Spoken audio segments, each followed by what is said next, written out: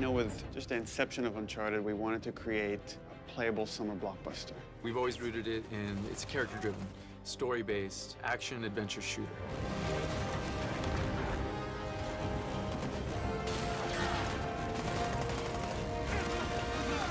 Underneath all of that, there's meaningful story moments, there's lovable characters.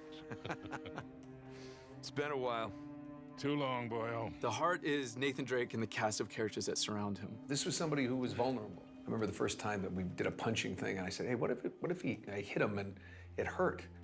You know, I said, I've punched people, it hurts. So it was one of the first people who would hit and go, you know, and when he fell from a height, it knocked the wind out of him and he would struggle to get up. That's what Nate is at his core. He's just a normal guy trying to do the best he can, and he just keeps falling into these extraordinary circumstances and, you know, has to dig his way out of them. And everybody wants to be that guy. You want to be that adventurer that's digging up treasures that have been lost to history and time. You want to see what kind of problems he gets himself into and how they're going to get out of it. And you get to be part of that adventure, like, how am I going to get them out of that? With Uncharted 1, you know, that was our first game on the PlayStation 3. We moved away from Jack and Daxter. It was a brand new IP, and it felt like we really have something to prove here. It was like, create a character that moves believably, that has a realistic weight, but also is fluid and responsive, and that is just about the most difficult thing you can ask. Drake was kind of like, he was kind of a little newer to the game. He was still figuring himself out, and so was the studio in lots of ways. We were still trying to figure out what Uncharted was. The cutting edge part of Uncharted was the process by which they decided to capture the content. And a lot of it was trial and error and trying to figure it out and trying to gain experience of doing that. All the games that I'd done before were all you go into a booth by yourself and you do the lines one by one. And I thought that's what it was going to be. And Gordon Hunt, who was the director, came over, and I'd known him for a while, and he said, this is what we're going to do. You're going to start out here, and you're going to go, and whoa, Gordon, what are you talking about, moving around here? This is a game, right? And he said, yeah, it's motion capture. And I went, motion what? And I think, you know, especially 10 years ago when this started, that was something that people never saw. And we had this idea of the game was going to be 3 pillars. It was going to be combat, traversal, and puzzles. And now it felt like with Uncharted 2, we really have something to prove. Let's tell a more complex story. Let's get deeper into who this character is. Let's show some of his flaws. Let's get into some of his vulnerabilities, his insecurities as a character. But at the same time, we wanted to up our set-piece game, and from a couple of pieces of core technology, mostly Drake's interaction with moving objects, that sort of spawned these big set pieces, like the train and the building that collapsed. But they weren't the focus. They weren't the core tenet. We didn't start saying, we're going to make amazing set pieces. We started saying, we're going to make core gameplay that's really, really solid to play.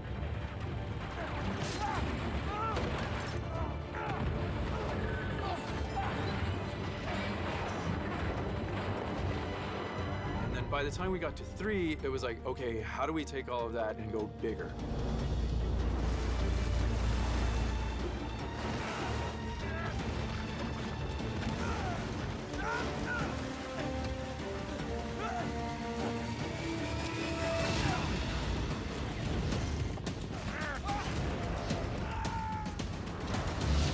Last of Us to me was refreshing because you could get away from that spectacle. You could think more on like a very intimate character level and gain an experience with something that, again, as a team we were uncomfortable with. We've never done something like that before. We never tackled a genre like that before. We tried to take those big over-the-top set pieces and we tried to couple them in with pivotal points in the story so that when a big event happens to our characters or the relationships with those characters, that we really wanted to play those out. The ideal for us is that when you're playing the game and the character's going through an emotion on the screen, that we've made you feel that emotion. One thing that we really learned from The Last of Us and kind of experimented with and got really good results from is just allowing the player to just poke around in an intriguing environment. You know, talk to people, have these kind of side conversations with your buddies or with your allies and stuff that give the player this slow time to really make themselves a part of this world. Hey, you like that? Huh? Nate, Tower. It's Sully, come on, it's a lemur. Come on, come say hi. Something that we really felt like we learned a lot on The Last of Us is the relationship between Joel and Ellie, and how it's not just Joel doing everything, but Ellie is a big part of it as well. And it feels so satisfying when she helps him out at the last minute, right when you need it. It really resonated with us, and we really want to incorporate that type of feeling as well with the characters that you travel the story with. We want them to be there with you and helping you, and you guys working together as a team. After making The Last of Us, I think that influenced a lot in making a more personal story with Uncharted. But at the same time, you know, we love Uncharted. This is still the Uncharted that you've always loved. It's just there's more layers to it now. So moving back into the Uncharted world is kind of like coming home in a way and creating a very kind of brighter, larger world to play in. It's similar in some ways to, you know, Nathan Drake being drawn back to the adventure, being for us to like go big again and go like big spectacle, big explosions, while trying to like take on all the lessons we've learned throughout the games that we've worked on and try to tell a more human story within that. Uncharted 4, perhaps as a result, is going to be the best balance of bombastic and over-the-top and exciting adventure and these smaller moments, these small intimate moments that end up meaning just as much, that end up sticking with us for just as long. I think there's a lot of responsibility for us to be true to what has come before with Uncharted. The last 3 games were these amazing adventures, and now that we're doing the 4th one, which may be the final chapter, there's a lot of respect that the characters have earned. There's a lot of emotion that we've invested in these guys and gals over the years, and a lot of hard work that's gone into to make it all possible. We feel like there's so much invested from all the people here that have been working on Drake and this whole like world for a decade. We want to do ourselves the service of actually tying this together. And I think there is some responsibility there to take it seriously, to tell the story of these characters honestly, because there are so many people that take such joy in it, that our responsibility is to then make sure that they're getting the best possible game we can make. And that's constantly as a team, you're seeing how every department pushes the other one, and we strive for nothing less than perfection. Even though we'll never achieve it, we're constantly shooting for that. And that's the thing that drives us, is we want to make something that we can look at and be proud of and say like, man, this is like how cool we made this. Every pixel on the screen, like somebody here, there was energy that went into every single pixel on that screen. That's awesome.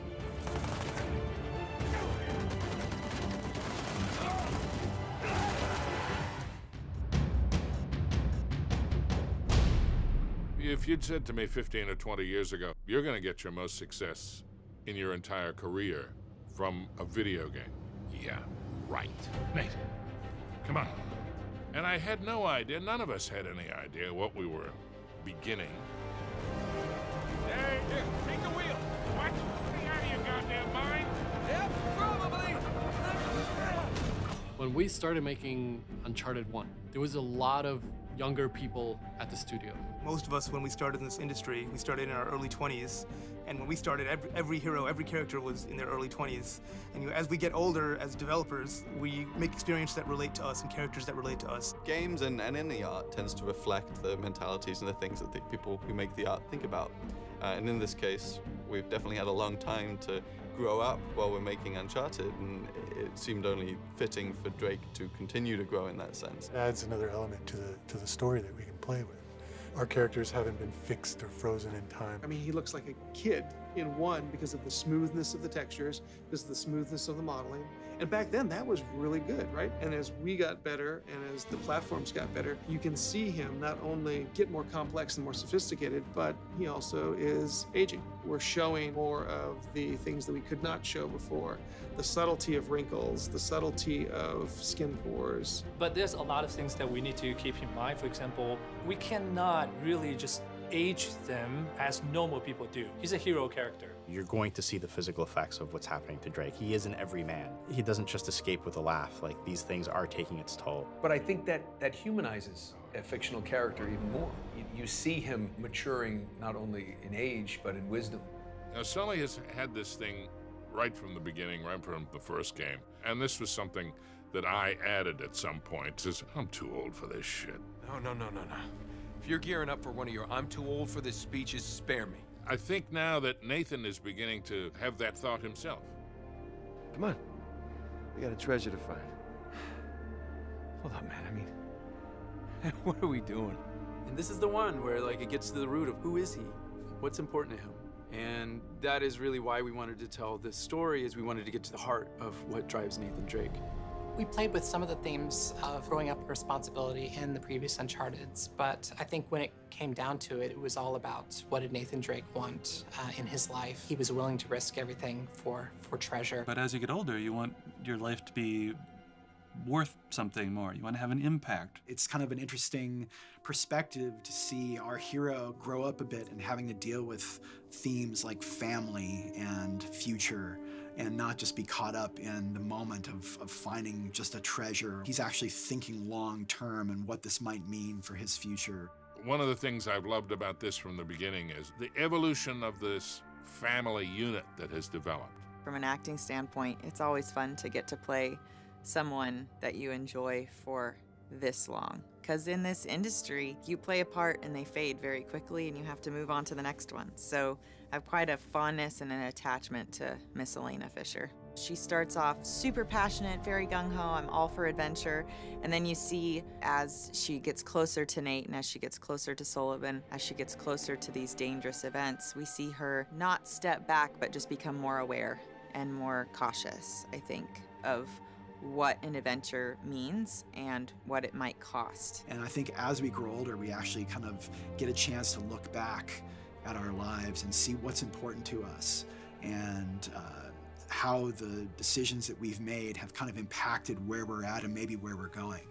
That's a very similar journey to Nathan Drake, right? If you look at him in Uncharted 1, here is a guy that makes huge sacrifices as far as his personal life to achieve greatness. And I think, in a way, we're seeing that happen with both Naughty Dog and the Uncharted franchise in general. And as a game developer, you know, this is hard work. Like, people think it's like you're here playing games all the time, and sure, that happens every once in a while, but for the most time, this is very hard, grueling work. A lot of times it's long hours, and you make personal sacrifices. We're taking that experience and putting it into the art that we're making, so that when you play Uncharted 4, you're going, oh, okay, you know, this has more character depth to it, this has more visual depth to it. We're trying to bring everything as creative people that we're experiencing and funnel that into the medium in which we're working.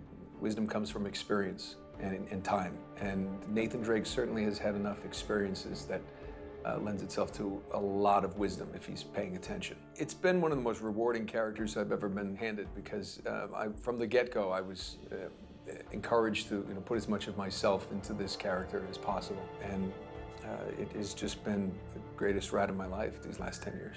You're with this character for years, and you're in this world for years, and you go home on the weekends and you're eating dinner with your family and you're thinking about those characters in that world, and it's such a part of you that to walk away is very hard, as I'm sure it will be at the end of this game. For me as a designer, for Naughty Dog as a studio, I think that feeling kind of permeates through everything we're doing as a developer, and maybe to a fault. That's like, this is the last one you're gonna do. This is the last one you're gonna get to make.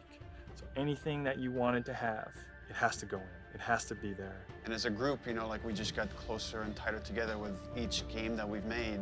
And so over time, we've just we've just learned from our mistakes over and over again. And so I think that kind of sophistication is a big part of growing more mature. And I think players are gonna see that in Uncharted 4. So all we can really do as a team is make something that's really personal to us. Use everything that we've learned in the past to kind of elevate the medium one step further, to challenge ourselves to go into areas that we're uncomfortable with, and we do that with every game. And hopefully we come out on the other side with something great.